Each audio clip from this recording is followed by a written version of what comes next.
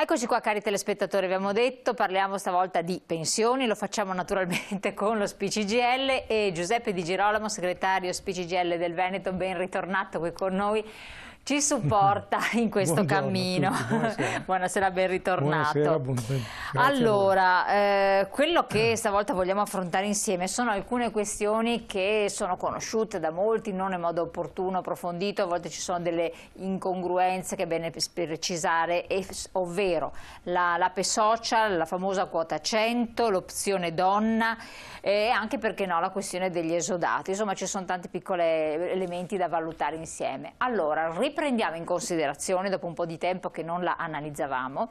Poi tra l'altro ci arrivano spesso delle domande di telespettatori che chiedono: ma se a me mancano tot tempo, ma se io ho fatto questi versamenti, cosa succede? Certo. E quindi perplessità ci sono. Quando manca l'informazione corretta è peggio, perché uno si fa delle aspettative o si crea dei problemi e magari non è il caso di farli. Voi, e questa è l'occasione un po' per ribadirlo, nonostante il periodo avete sempre le sedi disponibili a valutare tutte le posizioni pensionistiche delle persone, però bisogna prenotare prima di portare le cose, vero? In questo momento bisogna avere molta attenzione, stare molto attenti e quindi telefonare alle nostre sedi. Noi ci siamo, prendiamo gli appuntamenti con tutte le precauzioni, con tutti i protocolli e quindi rispondiamo alle domande, alle esigenze che le persone ci chiedono. Insomma. Sulle pensioni cosa dire? Dopo con la Fornero, come dire, c'è stato un forte irrigidimento delle normative e quindi, facendo una premessa che adesso non c'è una pensione unica per tutti, cioè in base alla propria vita lavorativa si costruisce la pensione, per cui bisogna sempre, come dire, non guardare ciò che è successo all'amico, al collega di lavoro o a chi altro, ma vedere, quindi andare dal patronato, venire da noi e verificare esattamente qual è la propria posizione. Questo è, come dire, una premessa indispensabile da fare. È bene dire questo, perché tanti si fanno condizionare da quello che è successo alla persona che conosce. È vero che la Fornero, a differenza di quello che diceva, ha irrigidito molto il sistema, cioè i 67 anni per la pensione di vecchiaia o i 41 anni e 10 mesi, 42 anni e 10 mesi per l'anticipata. Però ci sono anche altri modi per poter, come dire, bypassare questo aspetto e noi proviamo appunto a vederne qualcuno di questi. Allora, quello che è più richiesto e più utilizzato, qual è? Allora, diciamo che spesso non è una scelta del lavoratore o della lavoratrice, perché spesso ci casca dentro per problemi familiari, per crisi aziendale, per mille motivi, insomma, tranne forse quota 100, ecco, per tutti gli altri, come dire, diventa quasi una scelta obbligata.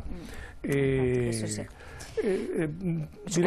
cominciamo da quota 100, ecco, che forse è quella che ci permette di uscire in modo più lineare.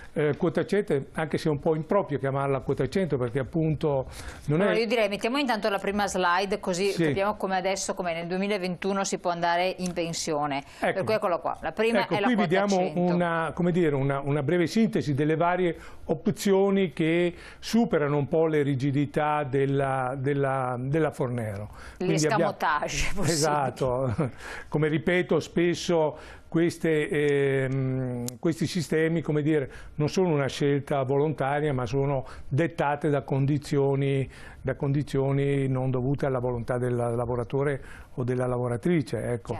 Quindi quota 100 si chiama così perché ha un dato che è fisso, che è quello dell'età, cioè bisogna avere 62 anni di età e 38 anni di contributi. Allora vediamo la slide successiva che così riassume un po' gli elementi del quota 100. Quindi diciamo, questo è il primo... 62 anni di età, 38 anni di contributi. Esatto. No? Se io ho 61 anni di età e 39 anni di contributi, pur facendo quota 100, non ho diritto, quindi deve esserci, i 62 anni sono un requisito essenziale, insomma, ecco, quindi questa è la prima roba. Se io ho queste caratteristiche, cos'è che posso fare? Posso andare in pensione 5 anni prima di quello che prevede la legge la legge Fornero, sia per la pensione di vecchiaia che per quella anticipata, quella che una volta veniva chiamata pensione di anzianità, per capirci, cioè con i contributi. Ecco, questo mi dà questa possibilità, che è una cosa non da poco, però nonostante questo c'è da dire una cosa: intanto è una norma che ha una platea prettamente maschile e di persone che hanno una carriera lavorativa molto lineare. Quindi chi è stato precario per tanto tempo, ha avuto lavori stagionali, oppure come spesso le donne che interrompono la propria carriera lavorativa, la propria attività lavorativa, poi riprendono, difficilmente queste persone entrano in questa, in questa norma. Tanto è vero che delle richieste che si pensava, della potenziale platea che era stata prospettata, ad oggi possiamo dire che sono state molto meno le persone che hanno fatto questa richiesta, quindi che hanno usufruito di questa. Infatti vedevamo prima nella slide che in Veneto su 12.000 domande presentate, solo un terzo sono donne. Solo un terzo sono donne. Ma già 12.000, ecco, sono a dicembre, bisogna dire una cosa, siccome i numeri sono a livello nazionale, quindi la gestione è nazionale, abbiamo dei dati che non sono proprio recentissimi, sono ancora fermi a dicembre 2019, però non cambia, come dire, il trend è quello lì, insomma. Ecco. Allora, tutti i vantaggi, costi-benefici, no? Una persona dice 5 anni prima sostanzialmente vado in pensione, che cosa ci rimetto, quindi che cosa mi può incentivare e cosa non mi può incentivare. Allora, a seconda, diceva lei, premesso, dipende da che tipo di attività lavorativa hai svolto. Esatto. Esatto. Quindi conviene sostanzialmente a chi? A un dipendente che ha una buona pensione? Che ha una buona pensione, che magari per motivi familiari o perché appunto non ce la fa più a lavorare, decide di andare in pensione e quindi ha dalla parte sua questo anticipo di 5 anni che non sono pochi, insomma, 5 anni prende prima. Meno però. Non è che ha una penalità, chiaramente prende la pensione per i contributi che ha versato. Quindi se io ho versato 38 anni di contributi, prendo la pensione per i 38, non per i 42. Se vado in pensione 5 anni prima, a 62 anni, è chiaro che non prenderò la pensione dei 67 anni, prenderò la pensione dei 62 anni. Ecco, quindi non è una penalità, certo, è il conto degli anni che ho lavorato effettivamente. E lì ci si ferma. Cioè, e ci si ferma. Quindi molte persone chiaramente fanno questo calcolo. Cioè, generalmente chi ha lavorato in modo così lineare dice: ma perché devo andare via 5 anni prima, che poi la mia pensione sarà questa? Perché una volta definita la pensione non è che la crescita è esponenziale, sappiamo tutti che le pensioni poi una volta quantificate sono quelle, insomma, questo è il primo aspetto. Ce n'è un secondo che molti tengono in considerazione, riguarda soprattutto il pubblico impiego, e cioè il trattamento di fine rapporto, quello conosciuto come trattamento fine servizio, il TFS, non viene, lei sa che già andando in pensione normalmente lo si percepisce o 12 mesi o 24 mesi dopo, a seconda della quantità. Se io vado in pensione con la quota 100, non è che i miei 12 mesi o 24 scattano dal momento che cessa l'attività, il servizio, ma scattano dal momento in cui maturerò i requisiti per la pensione. Quindi 5 anni dopo? Cioè no, 7 anni dopo, 6 o 7 anni dopo. Quindi ben tener e quindi conto. Ci sono persone che dicono: ma insomma è un'assurdità. Tanto è vero che siamo riusciti ad ottenere un anticipo del TFS e TFR con una nuova legge. Anche TFR o solo per il pubblico impiego? TFR riguarda pubblico, questa norma riguarda solo il pubblico impiego. Perfetto. Adesso c'è una norma che permette questo anticipo, che però ha bisogno di essere, come dire, affinata, perché poche banche hanno aderito al protocollo. Chiaro, va bene. Opzione donna è la seconda, quindi è stato molto importante precisarlo perché magari si generano dei dubbi. Quindi l'altra invece, questa è proprio per le donne, decisamente. È solo per le donne, anche qui per venire incontro appunto a questo, alle donne che spesso devono poi prendersi cura non solo dei figli ma anche dei genitori in un secondo momento, e quindi spesso sono costrette a fare una scelta. L'opzione donna, quali requisiti servono intanto? Ecco, diciamo questa cosa: bisogna avere 58 anni di età e 35 anni di contributi se lavoratrice dipendenti, se invece autonoma un anno in più, quindi 59 anni di età e 35 anni di contributi.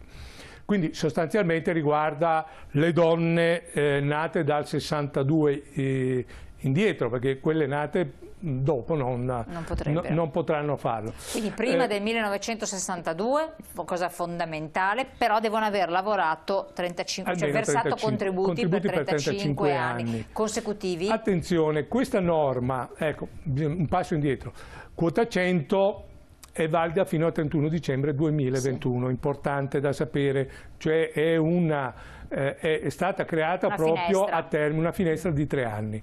Stessa roba per l'opzione donna, che nasce nel 2004, viene rinnovata di volta in volta, adesso è stata rinnovata fino al 2021. Quindi non sapremo cosa succederà nel 2022, però diciamo che fino a dicembre, ecco perché parlo delle donne del 62, perché attualmente quelle dell'anno 63 non hanno diritto se non viene prorogata ulteriormente. Qual è il problema? Il problema sta invece qui, c'è una forte penalità, perché chi fa questo tipo di scelta avrà il conteggio della propria pensione fatta tutta col sistema contributivo e quindi ci rimette parecchi soldi sulla pensione. Cioè, se noi prendiamo una lavoratrice dipendente che ha un'attività lavorativa media, insomma, con uno stipendio medio, andrà in pensione con una decurtazione anche di 200 o 300 euro al mese. Quindi non poco. Cioè, se prendiamo una pensione di 1.500 euro lordi, vorrà dire che andrà in pensione con 1.100-1.200. Cambiano le cose. Esatto. È una valutazione con un 30% in meno mediamente. Quindi è una forte penalità, cioè vuol dire che ci deve essere una forte motivazione perché una lavoratrice faccia questo tipo di scelta. Ecco, sia quota 100 che questo discorso qui di opzione donna, la persona può scegliere poi di lavorare con partita IVA, fare delle collaborazioni? Allora, opzione donna sì, non c'è problema, non c'è incompatibilità tra lavoro e pensione. Diversamente quota 100. Quota 100 c'è una incompatibilica. Nel momento che io vado in pensione... Quindi se io dico vado in pensione prima di 5 anni perché magari apro partita finché IVA, non maturerò i requisiti della mia teorica pensione, io non posso fare un altro lavoro. C'è un'eccezione, cioè posso fare un lavoro autonomo ma che non sia continuativo, fino a un massimo di 5.000 euro all'anno. Vabbè, una piccola collaborazione. Esatto, una piccola collaborazione di lavoro autonomo. Chiaro. Passiamo invece all'APE sociale, che è stata prorogata anche questa qua fino a dicembre 2021, esatto. No? Come l'opzione donna. Ecco, questa APE sociale, che appunto proprio si chiama anticipo pensionistico sociale, a differenza delle altre due che sono delle vere e proprie pensioni, è una misura assistenziale, però non cambia nulla per chi ci va, però è una distinzione che è giusto dire. Anche qui servono 63 anni di età, è un requisito indispensabile, quello dei 63 anni di età, e poi variano gli anni di contribuzione che vanno dai 30 ai 36 a seconda della mia condizione, perché il criterio è l'età 63, poi devo, come dire, essere o disoccupato, quindi aver utilizzato la NASPI, tutto il resto, e quindi da almeno 3 mesi non ho più ammortizzatori, quindi posso richiedere l'APE, oppure, e quindi mi bastano i 30 anni di contributi, oppure essere, io continuo a chiamarle, scusate, badante, dei miei familiari, non mi piace il termine inglese, caregiver, esatto, preferisco, assistente. Anche perché spesso noi usiamo il badante come un dispregiativo, invece secondo me come dire, ha tutte le caratteristiche per essere, come dire, però uno deve aver versato contributi, cioè se uno fa l'assistente domiciliare dei propri familiari. Ci sono dei requisiti anche in questo caso. Attenzione, cos'è che bisogna avere? Bisogna, ecco, almeno da 6 mesi assistere un congiunto, quindi può essere il marito, la moglie o i genitori, un parente stretto di primo grado, oppure può essere anche di secondo grado, ma se è un ultra settantenne o ha delle condizioni molto, molto particolari. Devo comunque avere i 30 anni di contribuzione versati, vero? Su questo non ci piove. Anche se una persona fa il caregiver deve versare i contributi. Deve aver versato 30 anni di contributi e aver fatto almeno da 6 mesi l'assistenza appunto al... Come si certifica questa assistenza? Attraverso un vero e proprio rapporto, quindi viene, certo, ci deve essere la formalizzazione del rapporto. Ma il familiare è difficile che ti faccia un contratto di lavoro? Non è un contratto di lavoro, ma la formalizzazione viene comunque espletata. Quindi rivolgersi magari al sindacato per capire bene di che cosa si tratta, perché altrimenti conviene in questi casi, sempre, in ogni caso, quando qualsiasi cosa, conviene sempre informarsi proprio per poi non trovarsi in situazioni che non, come dire, che ci penalizzano, ecco, da questo. Io chiedo alla regia se mettono in onda le slide intanto delle varie sedi per avere le informazioni di cui dicevamo. L'ultimo è le mansioni gravose. Qui servono 36 anni di contributi. Attenzione, mansioni gravose da non confondere con i lavori usuranti, che sono un'altra cosa. Quali sono le mansioni gravose? Ce ne sono tanti, c'è una lista, c'è una lista, però tanto per dire, aver lavorato in siderurgia, in un'altra serie di lavori come personale viaggiante, cioè c'è una tabella ministeriale dove vengono riportate appunto tutte queste mansioni gravose. Ecco, quindi in questo caso posso accedere all'APE sociale con 36 anni di contributi e 63 anni di età. Ecco. Uomo-donna? No, c'è una differenza data sullo sconto, nel senso che per ogni anno mi danno un anno, contano un anno in meno per ogni figlio fino a un massimo di 2 anni. Quindi ecco, anche questo è come dire, un risparmio dei contributi, diciamo. Quindi ho bisogno di 2 anni di contribuzione in meno. 2 anni, quindi c'è la differenza da questo punto di vista. C'è una differenza, quindi contano 2 anni in meno rispetto all'uomo, uno per ogni figlio, fino a un massimo di 2. Comunque, prima di imbarcarsi in queste scelte, che sono dopo scelte irreversibili, è meglio andare alle sedi che vi avevamo indicato prima nelle nostre slide, quindi Belluno, Padova, Rovigo, Treviso, Venezia, Verona, Vicenza, poi ci sono tutte quante le sedi dei vari comuni, perché poi siete presenti anche non solo comuni capoluogo, ma quelli più piccoli, no? Comuni di provincia. Sì, noi siamo presenti quasi dappertutto, insomma, in quasi tutti e farsi la posizione pensionistica e valutare attentamente. E vale sempre la pena informarsi su qual è la mia posizione e poi in base a questo prendo le decisioni che ritengo più opportune, insomma, ecco, da questo punto di vista. Allora, Giuseppe Di Girolamo, chiarissimo come sempre, molto preciso e schematico. Se avete dei dubbi chiamate per lo CGIL, mi raccomando. Sono tutte posizioni anche particolari, individuali, perché ci sono le sospensioni, soprattutto per le donne a volte sono situazioni lavorative per me molto complicate, molto difficili, poi chissà un domani, perché riguarderanno indistintamente tutti quanti noi. Allora, con questo io la ringrazio, torniamo tra pochissimo insieme e naturalmente restate con noi, c'è la pubblicità. Grazie a voi, buonanotte. Grazie.